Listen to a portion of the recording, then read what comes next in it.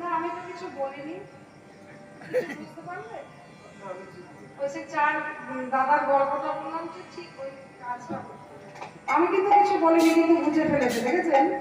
আমি কিছু বলতে চাইছি, আপনারা বুঝতে পারছেন কি বলতে চাইছি বলুন তো?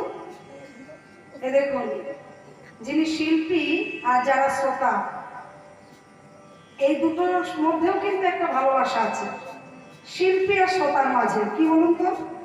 শ্রোতারা যদি, ভক্তরা যদি হরিধ্বনি উলুধ্বনি জয়ধ্বনি না দিয়ে জয় দেয়, তাহলে কিন্তু শিল্পীদের ভালো লাগে না গান গাইতে। কি বাবা, ভালো লাগবে? আপনারা যদি না শোনেন, অন্যমনস্ক হন, তাহলে কিন্তু আমার গাইতে ভালো লাগবে না।